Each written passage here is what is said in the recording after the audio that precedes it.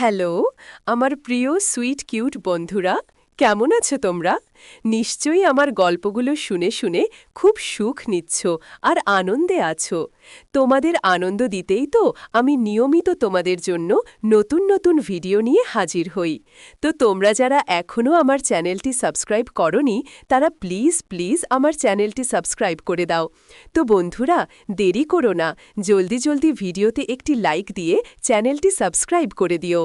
আমি রিয়া, বর্তমানে বয়স ২৮, বিবাহিত, এক মেয়ের মা। স্বামী প্রাইভেট জব করে। ২৮ বয়সে অনেক ইচ্ছা পূরণ করেছি, বলতে পারো এমনটা আমার নেশা।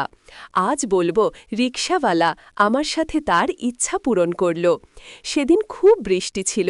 আমি ভাইকে কিছু কেনাকাটা করে দিয়ে হোস্টেলে পৌঁছে দিলাম, মা ডিউটিতে।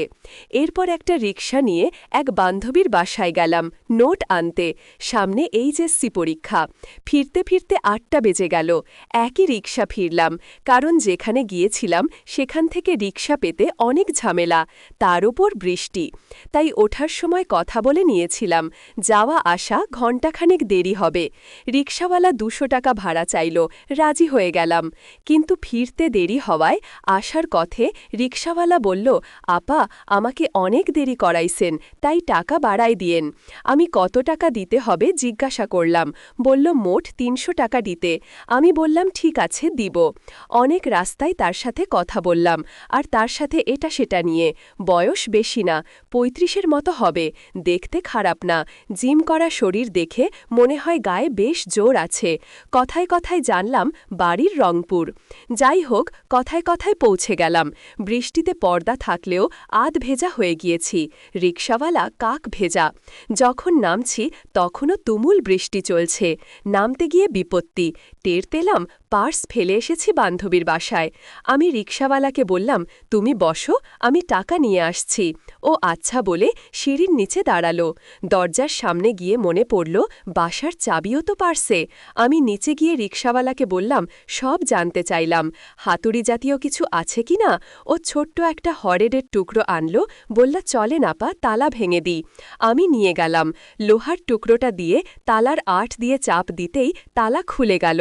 এ বাবা, কি শক্তি রে! যাই হোক, আমিও সে পুরাই ভিজে গেছি। বেচারা এত কিছু করল, তাই তাকে ভেতরে এসে বসতে বললাম। ঘরে ঢোকে লাইট চালালাম। তারপর তাকে একটা টাওয়েল দিয়ে গা মুছতে বললাম। আমিও চেঞ্জ করতে গেলাম। চেঞ্জ করে রুম থেকে বের হতে গিয়ে দেখলাম সে এতক্ষণে দরজার ফাঁক দিয়ে আমাকে দেখছিল। আমি রেগে গিয়ে তাকে চর বসালাম, গালাগালি করলাম। বলল, আপা ভুল হয়ে গেছে, মাফ করে দেন, আমার টাকা দেন, আমি চলে যাই। আমি অগ্নিশর্মা হয়ে টাকার জন্য মায়ের রুমে গেলাম। এ কি, মায়ের আলমারির চাবি তো ভুলে আমি সাথে করে নিয়ে গিয়েছি, এখন কি হবে? আমার রুমে এলাম। আমার সব টাকাও যদি পার্সে রয়ে গেছে, তবুও খুঁজে দেখি কিছু পাই কিনা। ১০০ টাকা পেলাম। রিকশাওয়ালার কাছে এসে নরম গোলাম। আমি সব বললাম। ১০০ টাকা এগিয়ে দিয়ে সে নিতে রাজি হয় না।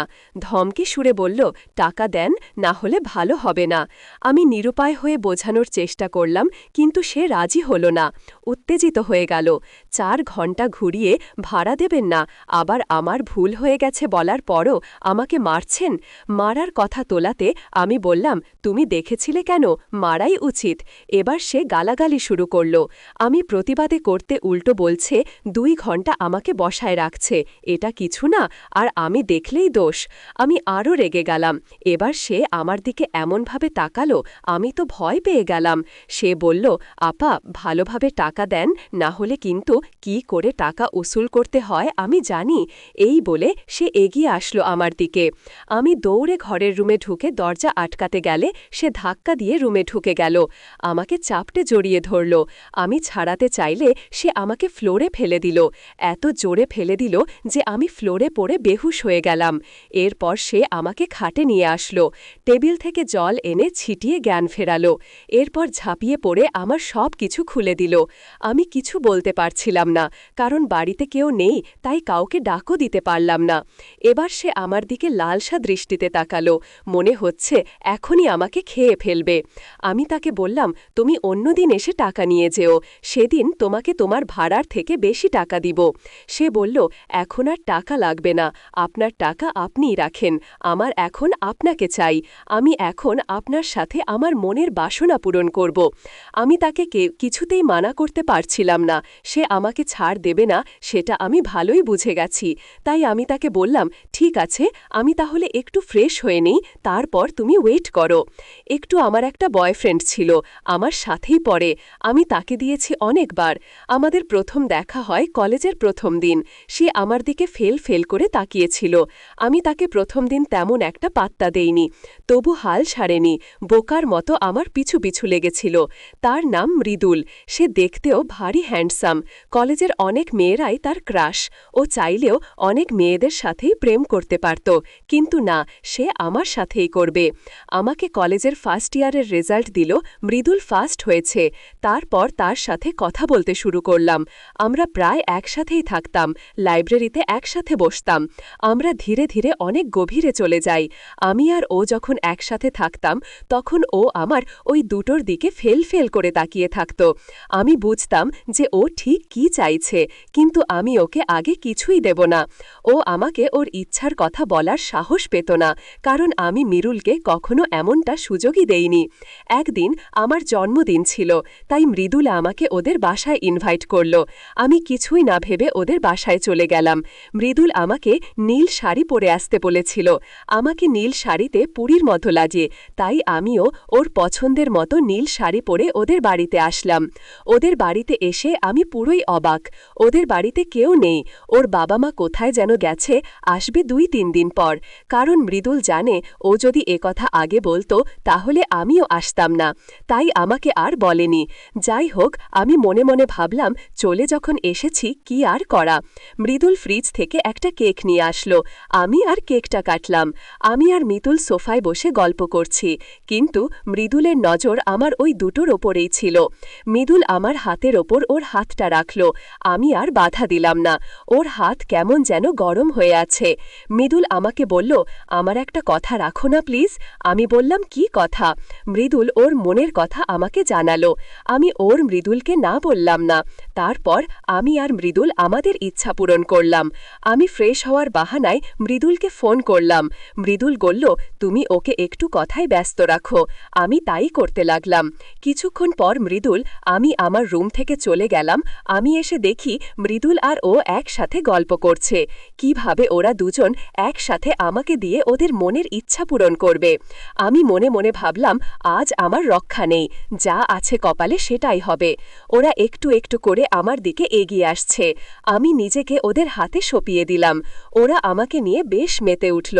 আমি মনে মনে ভাবলাম, আমিও একটু সুখ নেই। আমি ওদের সাথে তালে তাল মিলিয়ে যেতে লাগলাম। আমি ওদের সাথে অনেক মজা পেলাম। আমি কখনো ভাবিনি যে দুজনের একসাথে এত সুখ পাওয়া যায়।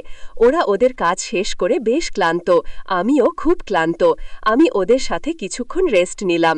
তারপর রিকশাওয়ালা চলে যাওয়ার সময় মৃদুলের নাম্বার নিয়ে গেল, বলল অন্য একদিন ওরা দুজন আমাকে নিয়ে আবার মেতে উঠবে।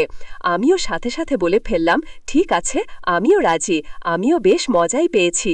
পরের দিন আমি কলেজে গেলাম, দেখলাম মৃদুল আমার দেখে মুচকি মুচকি হাসছে আর বলছে, আর চলো না আমার বাসায়, বাড়িতে মা বাবা কেউ নেই, এখনো আসেনি। আমি বললাম, ঠিক আছে, আগে ক্লাস শেষ হোক।